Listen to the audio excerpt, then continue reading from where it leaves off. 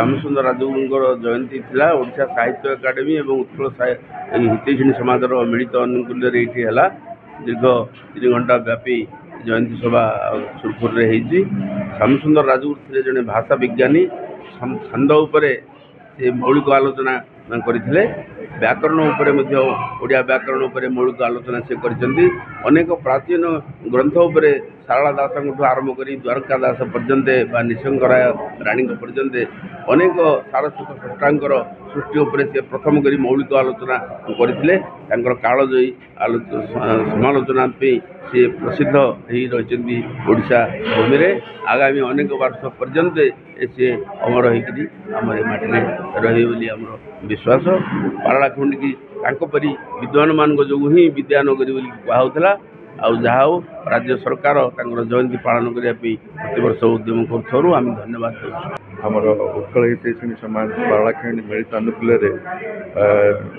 आमर श्यामसुंदर राजगुरु प्राबंधिक तथा गवेषक श्यामसुंदर राजगुरु 160तम जयंती महोत्सव आज पालन कर जड़े विशिष्ट व्यक्ति आम अंचल जोटा कि आज पारला विस्मय आशा गोटे गौरव आनी पार्टी से गोटे व्यक्ति विशेष को आज आम मन पकेवाटा हूँ आम पवित्र कर्तव्य। ओडिया अस्मिता जागृत करवा आमर थिला आज मुख्य उद्देश्य से जिनस वक्ता मैंने कही सारी जड़े गंजामर प्रथम ग्रेजुएट आम पारलाखंड जड़े विशिष्ट 15 वर्ष कार्य कर चेयरपर्सन हिसाब से म्युनिसिपालिटी एवं जड़े समाजसेवी थे से आली व्यक्तित्व को आम आज मन पकईचु आमर समस्त कार्य पदांक अनुकरण करवा हूँ आमर विधेय आज बहुत बहुमुखी प्रतिभा को आम फेणीचु आम विश्लेषण करूँ समस्त जागृत होती जे एणिकी ओडिया भाषा को सुरक्षा देवे और ओडिया अस्मिता को सजग रखिए। आज यही जो सभारे से ही सचेतनता आम सृष्टि कर आज आमर ओडिशा साहित्य एकाडेमी तरफ तथा ये उत्कल हितैषिणी समाज तरफ मिलित आनुकूल्य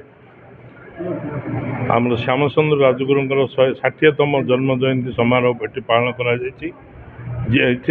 बहु ओडिया प्रेमी तथा ओडिया भाषी आमर मानवर